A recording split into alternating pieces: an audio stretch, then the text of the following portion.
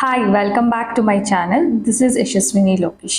ಇವತ್ತು ಪ್ರೆಗ್ನೆನ್ಸಿಯಲ್ಲಿ ತುಂಬ ಜನ ಹೇಳ್ತಾರೆ ದೊಡ್ಡವರು ಹಾಲು ಕುಡಿಬೇಕು, ಅದರಿಂದ ನಿಮಗೆ ಆರೋಗ್ಯ ಬರುತ್ತೆ ಮತ್ತು ಮಗುಗೆ ತುಂಬ ಹೆಲ್ಪ್ ಆಗುತ್ತೆ, ಸೊ ಹಾಲು ಕುಡೀರಿ ಅಂತ ಹೇಳಿ ಪ್ರೆಗ್ನೆನ್ಸಿಯಲ್ಲಿ ನಿಮಗೆ ತುಂಬ ಬಲವಂತ ಮಾಡಿ ನಿಮಗೆ ಇಷ್ಟ ಇಲ್ಲ ಅಂದ್ರೂ ಹಾಲನ್ನ ಕುಡಿಸ್ತಾರೆ. ಸೊ ಕೆಲವರು ಹಾಲನ್ನ ಕುಡಿಬಾರ್ದು, ಇನ್ನು ಕೆಲವರು ಹಾಲು ಕುಡಿಬೇಕು ಅಂತ ಹೇಳ್ತಾರೆ.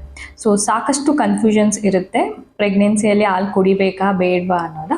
ಸೊ ಆ ಕನ್ಫ್ಯೂಷನ್ನ ಇವತ್ತು ನಾವು ಕ್ಲಿಯರ್ ಮಾಡ್ಕೊಳ್ಳೋಣ. ಮತ್ತು ಪ್ರೆಗ್ನೆನ್ಸಿಯಲ್ಲಿ ನಾವು ಹಾಲು ಕುಡಿಯೋದ್ರಿಂದ ಅದರಿಂದ ಏನೆಲ್ಲ ಪ್ರಯೋಜನ ಆಗುತ್ತೆ ಮತ್ತು ಯಾವ ರೀತಿ ನಾವು ಹಾಲನ್ನ ಸೇವಿಸಬೇಕು ನಮ್ಮ ದೇಹಕ್ಕೆ.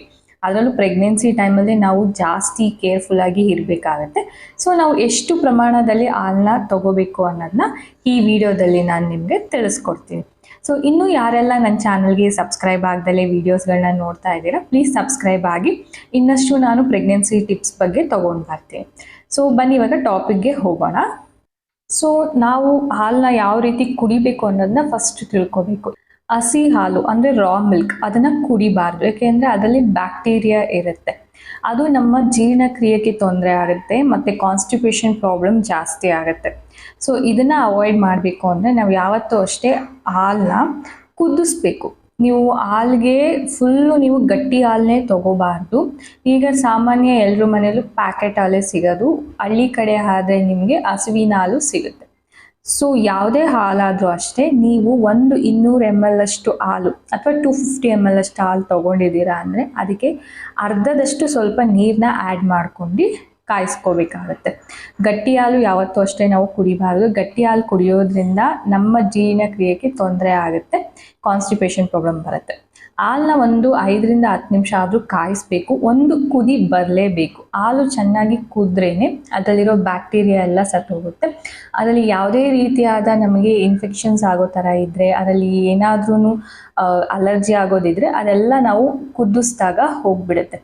ಈಗ ನಾವು ನಾರ್ಮಲ್ ಆಗಿ ನೀರನ್ನ ಕುದಿಸಿ ಕುಡಿತೀವಿ ಅಥವಾ ಬಿಸಿ ನೀರಿನಲ್ಲಿ ಇದು ಮಾಡಿದ್ರೆ ಸೊ ಬ್ಯಾಕ್ಟೀರಿಯಾಗಳು ಇರಲ್ಲ ಅಂತ ಹೇಳ್ತೀವಲ್ಲ, ಅದೇ ರೀತಿ ನಾವು ಹಾಲನ್ನ ಕುದಿಸಿ ಕುಡಿಯೋದ್ರಿಂದ ಯಾವುದೇ ರೀತಿಯಾದ ಬ್ಯಾಕ್ಟೀರಿಯಾ ಇರಲ್ಲ. ದಿನಕ್ಕೆ 200 ರಿಂದ 250 ml ಅಷ್ಟು ಹಾಲನ್ನ ನೀವು ಸೇವಿಸ್ಬೋದು. ಅದರಲ್ಲೂ ಪ್ರೆಗ್ನೆಂಟ್ ಲೇಡೀಸ್ಗಳು ಹಸಿ ಹಾಲು ಅಂದರೆ ಹಸುವಿನ ಹಾಲು ನಿಮಗೆ ಕುಡಿಯೋಕ್ಕೆ ಇಷ್ಟ ಆಗ್ತಿಲ್ಲ ಅಂದರೆ ಅದಕ್ಕೆ ಸಕ್ಕರೆ ಹಾಕಬಾರ್ದು. ಸಕ್ಕರೆ ಹಾಕ್ದಲೇ ಬೆಲ್ಲದ ಪುಡಿ ಬೇಕಾದರೆ ನೀವು ಮಿಕ್ಸ್ ಮಾಡ್ಕೋಬೋದು, ಇಲ್ಲ ಅಂದರೆ ಜೀರಿಗೆ, ಚಕ್ಕೆ, ಲವಂಗ ಈ ಥರ ಅದಕ್ಕೆ ಆ್ಯಡ್ ಮಾಡ್ಕೊಂಡು ಕುಡಿಬೋದು.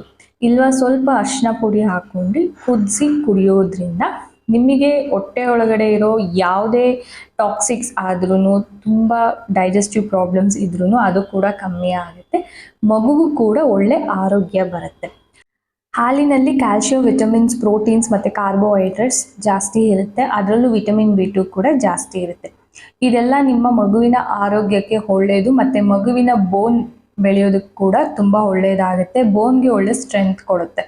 ಮಕ್ಕಳಿಗೆ ಹಾಲು ಕೊಡಿ ಅಂತ ಯಾಕೆ ಹೇಳ್ತಾರೆ ಅಂದರೆ ಈ ಮಿಲ್ಕ್ ಬಂದು ನಿಮ್ಮ ಬೋನ್ ಡೆವಲಪ್ಮೆಂಟ್ಗೆ ಒಂದೊಳ್ಳೆ ಹೆಲ್ಪ್ ಆಗುತ್ತೆ. ಸೊ ಪ್ರೆಗ್ನೆನ್ಸಿ ಟೈಮಲ್ಲಿ ನಿಮ್ಗೆ ಏನಾದ್ರೂ ಬ್ಯಾಕ್ ಪೇಯ್ನ್ ಬರ್ತಾ ಇದ್ದರೆ, ಬೋನ್ಸ್ ಪೇಯ್ನ್ ಬರ್ತಾ ಇದ್ದರೆ, ನೀ ಪೇಯ್ನ್ ಬರ್ತಾ ಇದ್ದರೆ ಅದಕ್ಕೆಲ್ಲ ಇದು ಕಮ್ಮಿ ಮಾಡುತ್ತೆ ಹಾಲು. ಪ್ರೆಗ್ನೆಂಟ್ ಟೈಮಲ್ಲಿ ಒಂದು 7 months 8 monthsಗೆ ನಾವು ರೀಚ್ ಆಗಿದ ತಕ್ಷಣ ಹಾಲಿಗೆ ಕೇಸರಿ ಹಾಕ್ಕೊಂಡು ಕುಡಿಬೇಕು. ಸೊ ಕೇಸರಿಯಿಂದ ಮಗು ಬೆಳ್ಳಗಾಗುತ್ತೆ ಅಂತ ಅಲ್ಲ, ಆ ಕೇಸರಿ ಮತ್ತು ಹಾಲು ಒಟ್ಟಿಗೆ ಮಿಕ್ಸ್ ಆಗಿದ್ದರಿಂದ ನಿಮಗೆ ಒಳ್ಳೆ ಎನರ್ಜಿ ಬೂಸ್ಟರ್ ಆಗಿ ಕೆಲಸ ಮಾಡುತ್ತೆ. ಮಗುಗೆ ಯಾವುದೇ ನ್ಯೂಟ್ರಿಯೆಂಟ್ಸ್ ಕಮ್ಮಿ ಆಗದೆ ಇರೋ ಥರ ನೋಡ್ಕೊಳ್ಳುತ್ತೆ. ಮತ್ತು ಇನ್ನೂ ಒಂದು ಡೌಟ್ ಬರುತ್ತೆ, ಎಮ್ಮೆ ಹಾಲು ಅಥವಾ ಹಸುವಿನ ಹಾಲು ಇದರಲ್ಲಿ ಯಾವ್ದು ಒಳ್ಳೆಯದು, ಯಾವ್ದು ತಗೋಬೇಕು ಅಂತ. ಆದಷ್ಟು ಹಸುವಿನ ಹಾಲನ್ನ ತಗೊಳ್ಳಿ, ಯಾಕೆಂದರೆ ಎಮ್ಮೆ ಹಾಲಲ್ಲಿ ಜಾಸ್ತಿ ಕಾರ್ಬೋಹೈಡ್ರೇಟ್ಸ್ ಇರುತ್ತೆ, ಜಾಸ್ತಿ ಪ್ರೋಟೀನ್ಸ್ ಇರುತ್ತೆ, ಜಾಸ್ತಿ ವಿಟಮಿನ್ಸ್ ಇರುತ್ತೆ ಮತ್ತು ತುಂಬ ಗಟ್ಟಿಯಾಗಿ ಇರುತ್ತೆ. ಸೊ ಅದು ಏನು ಮಾಡುತ್ತೆ, ನೀವು ಎಮ್ಮೆ ಹಾಲನ್ನ ತಗೊಳ್ಳೇಬಾರ್ದು ಅಂತಲ್ಲ, ಬಟ್ ನೀವು ಪ್ರೆಗ್ನೆನ್ಸಿ ಟೈಮಲ್ಲಿ ತೊಗೊಂಡ್ರೆ ಕಾನ್ಸ್ಟಿಪೇಷನ್ ಪ್ರಾಬ್ಲಮ್ ಆಗುತ್ತೆ, ಜೀರ್ಣಕ್ರಿಯೆಗೆ ತೊಂದರೆ ಆಗುತ್ತೆ. ಕೆಲವ್ರಿಗೆ ಈ ಹಾಲಿನ ಪದಾರ್ಥ ಅಂತೂ ಆಗೋದೇ ಇಲ್ಲ. ಬೆಣ್ಣೆ, ತುಪ್ಪ, ಅದರಿಂದ ತಯಾರಿಸಿರೋ ಚೀಸ್ ಆಗಲಿ, ಇದನ್ನು ಪನ್ನೀರ್ ಆಗಲಿ ಇದೆಲ್ಲ ಆಗೋದೇ ಇಲ್ಲ. ಸೊ ಈ ಥರ ಮಿಲ್ಕ್ ಪ್ರಾಡಕ್ಟ್ಸ್ಗೆ ಅಲರ್ಜಿ ಇರೋರು ನೀವು ಆದಷ್ಟು ಮಿಲ್ಕ್ನ ಅವಾಯ್ಡ್ ಮಾಡ್ಕೊಂಬಿಡಿ. ಅಥವಾ ನಿಮಗೆ ಕೆಲವ್ರಿಗೆ ಏನಾಗುತ್ತೆ ಹಾಲಿನ ಸ್ಮೆಲ್ ಆಗಲ್ಲ, ಸೊ ಅಂಥವ್ರು ಏನು ಮಾಡ್ಬೋದು, ತುಪ್ಪ ತಿನ್ಬೋದು ಅಥವಾ ಪನ್ನೀರ್ ತಿನ್ಬೋದು, ಚೀಸ್, ಬಟರ್ ಈ ಥರ ಆಲ್ಟರ್ನೇಟ್ ಆಗಿ ನೀವು ತೊಗೊಳ್ತಾ ಬರಬೇಕು.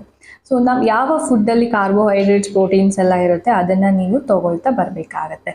ಅದಕ್ಕೆ ಪ್ರೆಗ್ನೆನ್ಸಿ ಟೈಮಲ್ಲಿ ಎಮ್ಮೆ ಹಾಲನ್ನ ತಗೋಬೇಡಿ. ಹಸುವಿನ ಹಾಲು ತಗೊಳ್ಳಿ. ಊರ್ ಕಡೆ ಆದರೆ ಸೀಮೆ ಹಸ, ನಾಟಿ ಹಸ, ಫಾರಂ ಹಸ ಅಂತೆಲ್ಲ ಗೊತ್ತಿರುತ್ತೆ. ಬಟ್ ಇಲ್ಲಿ ಪ್ಯಾಕೆಟ್ ಹಾಲಲ್ಲಿ ನಿಮಗೆ ಡಿಫ್ರೆನ್ಸ್ ಗೊತ್ತಾಗಲ್ಲ, ಎಲ್ಲ ಹಾಲು ಮಿಕ್ಸ್ ಆಗಿರುತ್ತೆ. ಸೊ ಅದಕ್ಕೆ ಹಾಲನ್ನ ಚೆನ್ನಾಗಿ ಕಾಯಿಸಿ 1 ದಿನದಲ್ಲಿ 1 ಗ್ಲಾಸಷ್ಟು ಹಾಲು ತೊಗೊಂಡ್ರೆ ಸಾಕು. ಇವಾಗ ನಿಮಗೆ ಡೌಟ್ ಕ್ಲಿಯರ್ ಆಗಿದೆ ಅಂತ ಅಂದ್ಕೊತೀನಿ. ಹಾಲನ್ನ ಕುಡಿಲೇಬಾರ್ದು ಅಂತ ಏನಿಲ್ಲ. ನೀವು ಡೈಲಿ 1 ಗ್ಲಾಸ್ ಅಷ್ಟು ತೊಗೊಂಡ್ರೆ ಏನು ಸೈಡ್ ಎಫೆಕ್ಟ್ಸ್ ಇಲ್ಲ, ಏನು ತೊಂದರೆ ಆಗಲ್ಲ.